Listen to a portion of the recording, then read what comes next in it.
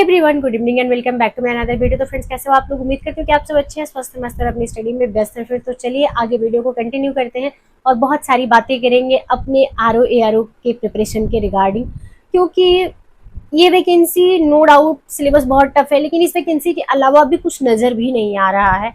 तो बस इसी में अपना जी जान लगा रहे हैं, इसी में अपनी किस्मत आजमा रहे हैं। देखते हैं क्या होता है आगे चल के। किस्मत तो वैसे बहुत अच्छी चल नहीं रही है, बहुत अच्छी चल रही होती तो जीवन में बहुत सुकून होता, बट ऐसा कुछ नजर नहीं आ रहा है। चलिए वीडियो को आगे कंटिन्यू करते हैं। तो दोस्तों, अभी शाम के 4 बजे हैं, एक कप चाय पी लेते हैं। वैसे इवनिंग वाले रूटीन में हम चाय बहुत कम पीते हैं, बट पता नहीं क्यों सर बहुत ज्यादा भारी भारी लग रहा था, तो मैंने सोचा एक कप चाय पी लेते हैं। उसके बाद चलते हैं टाइपिंग प्रैक्टिस कर लेते हैं। दोपहर वाले स्लॉट में भी 1 घंटे का टाइपिंग प्रैक्टिस मैंने रखा और इवनिंग वाले स्लॉट में भी 1 घंटे का टाइपिंग प्रैक्टिस रखा है, क्योंकि स्पीड हमारी स्टक हो गई है एक जगह पे। और जिस तरीके से पेपर नजदीक आ रहा है, घबराहट तो बढ़ रही है मेरी, क्योंकि हाई कोर्ट के बहुत ज्यादा फॉर्म पड़े नहीं है। हाई कोर्ट की वैकेंसी में जितना अनुमान लगाया गया था उसके आधे से भी कम फॉर्म पड़े हैं, तो पेपर हो सकता है कि बहुत जल्दी करा ले हाई कोर्ट। तो इस वजह से टेंशन मेरी बढ़ गई है, क्योंकि जब स्पीड बढ़ती है ना तो आप टेंशन फ्री होकर अपना काम करते हो, लेकिन जब स्पीड नहीं बढ़ रही है तो घबराहट बढ़ना स्वाभाविक सी बात है अगर आप सीरियस एस्पिरेंट हो तो। और इतने दिनों से जो मुझे लग रहा था कि क्यों मेरी स्पीड नहीं बढ़ रही है, उसमें एक बहुत बड़ा फैक्टर ये भी है कि पेज से बार बार हमारा कांटेक्ट हट जाता है, पेज पे हम नहीं बने रह पाते हैं, जिसकी वजह से बीच बीच में स्पीड हमारी स्लो हो जाती है। नहीं तो स्पीड हमारी बहुत अच्छी बढ़ रही थी, और उसका रीज़न ये है कि बहुत सारी चीज़ें पिछले दिनों में हमारे दिमाग में चली है, जिसकी वजह से हमारा थोड़ा सा स्टडी पे जो फोकस है वो वीक पड़ा है। बट हम कोशिश कर रहे हैं योगा के थ्रू थोड़ा सा अपने आप को शांत रखने की कोशिश कर रहे हैं, ताकि हम अपनी स्टडी को उतना ही क्वालिटी स्टडी बना सकें जितना कि पिछले टाइम में हमने स्टडी करी है। ऐसा होता था ना कि हम किसी भी चीज़ को 1 से 2 बार पढ़ लेते थे तो हमारे दिमाग में वो चीज़ें फिक्स हो जाती थी कुछ टाइम के लिए, फिर कुछ टाइम बाद रिवीजन कर लेते थे तो वो एक लंबे टाइम के लिए फिक्स हो जाती थी। बट इस टाइम पे थोड़ी सी सिचुएशन अलग हो गई है, तो थोड़ा सा बुरा भी लग रहा है। बट होता है कभी कभी, हमेशा सिचुएशन एक जैसी नहीं रहती है। तो अभी 8:30 बज रहे हैं। टाइपिंग कंप्लीट करने के बाद मैं चली गई थी मार्केट से आई हूँ तो वापस 1 कप मैंने चाय बना लिया है। जब टेंशन में होती हूँ तो चाय मैं बहुत ज़्यादा पीती हूँ, तो इस समय मेरा वही वाला जोन चल रहा है। तो चलिए चाय पी लिया है, और उमस बहुत भयानक, बहुत ज़्यादा गंदी वाली गर्मी पड़ रही है इस टाइम पे मेरे दोस्तों। और आप लोग कहोगे लाइब्रेरी ज्वाइन कर लो, लाइब्रेरी मुझे जाने का मन नहीं करता, क्योंकि वहाँ पे एसी चलती है तो मेरा सर बहुत ज़्यादा भारी भारी हो जाता है। इस वजह से रूम पे ही मैं कंफर्टेबल रहती हूँ स्टडी करने में। तो थोड़ा सा नहा वा लिया है ताकि थोड़ा सा गर्मी कम लगे, कुछ देर के लिए तो कम से कम राहत रहे।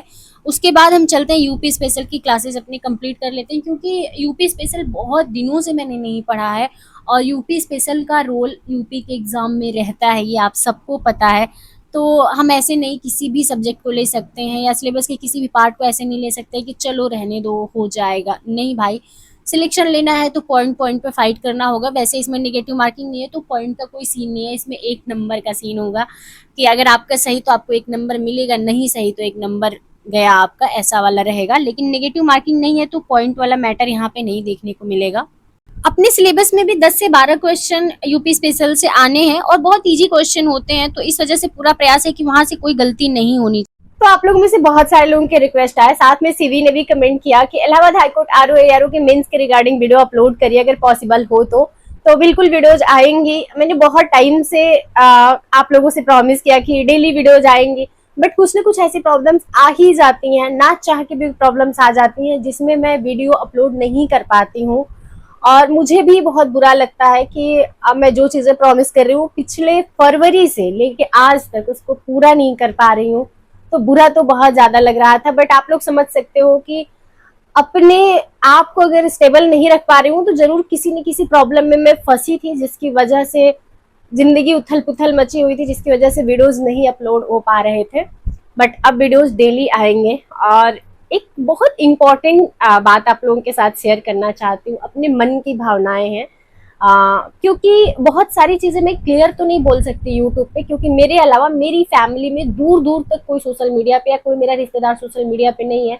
इस वजह से मैं सबकी प्राइवेसी का ध्यान रखती हूँ, मैं किसी के बारे में डिस्कस नहीं करना चाहती हूँ। लेकिन कभी कभी इतना दिल दुख जाता है, और मुझे ये पता है कि भले कोई सोशल मीडिया पे नहीं है लेकिन मेरे वीडियोज हर कोई देखता है, तो इस वजह से मैं अपनी बातें रखना चाहती हूँ। क्योंकि फोन कॉल्स वगैरह के जो ऑप्शन थे वो मैंने खत्म कर दिए हैं, जरूरत नहीं है अब हमें। तो वीडियो के माध्यम से अपनी बातें कह देना चाहती हूँ कि जो चीजें तुम लोग मेरी माँ को दे रहे हो, ईश्वर करे, माता रानी करे कि वो दुगुनी होके तुम्हारे पास लौटे, तब तुम्हें एहसास होगा कि किसी के बच्चे को पालना और वही बच्चा सामने से अगर उल्टा जवाब दे दे तो वो दर्द क्या होता है। क्योंकि मुझे तुम लोग बोलते ना तो मैं एक बार को समझ लेती कि चलो ठीक है, मैं उतनी तो सीधी नहीं हूँ जितनी सीधी मेरी मम्मी है, लेकिन तुम लोगों ने एक ऐसी महिला की परवरिश पे सवाल खड़े कर दिए हैं ना, जिसने हमसे ज्यादा तुम लोगों को इज्जत दी थी, जिसने हमसे ज्यादा तुम लोगों को प्यार दिया था। सच बता रही हूँ, आज अपने मन की भावनाएं कह रही हूँ तुम लोगों से कि मैं दुनिया में हर चीज बांट सकती हूँ, अपनी माँ का प्यार मैं कभी किसी कीमत पे बांटने को तैयार नहीं थी, लेकिन फिर भी मैंने सहा उस तकलीफ को, ये सोच के कि मेरी माँ की खुशी उसमें है। जब मेरी माँ तुम्हें कलेजे से लगा के पाल रही थी ना, तो मेरा कलेजा फट रहा था कि मेरे हिस्से का प्यार बांट रही है। क्योंकि उस समय मैं बहुत छोटी थी, इतनी समझदार नहीं थी, फिर भी मैंने उस चीज को समझा। और आज जब तुम मेरी माँ को पलट के इस तरीके से बोल रही हो ना, तो मेरा कलेजा फट रहा है। वो दिन मैं सह ले गई थी, आज मैं नहीं सह पाई, इसलिए मैंने तुमको पलट के बोला। और सच बता रहे हैं, तुम्हारी हरकतों की वजह से आज मैं ऑन कैमरा ये बात बोल रही हूँ ना, कुत्ता पाल लेना, किसी की औलाद मत पालना। एक कुत्ता वफादार निकल सकता है, किसी की औलाद कभी वफादार नहीं निकलती। क्योंकि तुमने जो किया है ना, तुमने जो दिखाया और तुमने जिस तरीके से मेरी माँ को बोला है ना, वो मेरे दिल में चुभी है चीजें। और मैं दुनिया में, तुम्हें भी पता है, हर चीज बर्दाश्त कर सकती हूँ, अपनी माँ के लिए कोई कुछ बोले वो चीज मैं कभी भी सहन नहीं कर सकती हूँ। इस दुनिया में कुछ भी हो जाए, मैंने कभी भी अपनी माँ से ऊपर किसी भी रिश्ते को नहीं रखा। इवन मैंने कभी किसी से इतनी गहरी दोस्ती भी नहीं की कि कोई दोस्ती हमारी माँ और हमारे बीच में आए। हमने हमेशा अपनी माँ को अपने टॉप प्रायोरिटी पे रखा। तो भाई अब इस उम्र के इस पड़ाव पे आके उसको कोई कुछ बोलेगा तो मैं तो बिल्कुल भी सहन नहीं करने वाली हूँ, चाहे वो कोई भी हो। अपनी मम्मी से शिकायत करने का, नाराज होने का हक सिर्फ हम दोनों बहनों के पास है और किसी के भी पास नहीं। मैं बहुत क्लियर हूँ इस चीज को लेके। तो भाई जो भी है, जहां भी है, अपने जगह पे रहो, हमारे जीवन में दखलंदाजी करने की कोशिश बिल्कुल भी मत करो। तो अभी शाम के टाइम है और मैं बहुत ज़्यादा उलझी हुई थी, मुझे बिल्कुल भी कुछ अच्छा नहीं लग रहा था, तो मैं चली आई मंदिर। और अच्छा लगे या ना लगे, यहाँ आके बैठ के मुझे बहुत ज़्यादा सुकून मिलता है, तो इस वजह से मैं चली आती हूँ। अभी तक ना मैं सिर्फ हनुमान मंदिर जाती थी, सिविल लाइन्स वाले, जहाँ मुझे बैठने की जगह लगती थी, दिखती थी। लेकिन अभी मुझे पता नहीं था कि ये जस्ट प्रयाग स्टेशन के बगल में मंदिर है और यहाँ बैठने की जगह है, यहाँ पे प्रॉपर बहुत पॉजिटिव एनवायरनमेंट है। वो चीज़ मैंने कभी ध्यान नहीं दिया। वहाँ पे मंदिर तो मैं बहुत दिनों से देख रही थी, बट कभी मैंने ध्यान नहीं दिया। तो लकली सैटरडे के दिन मैं पहुंची थी मंदिर, तो मैंने वहाँ पे दिए वगैरह जलाए, थोड़ी देर बैठी।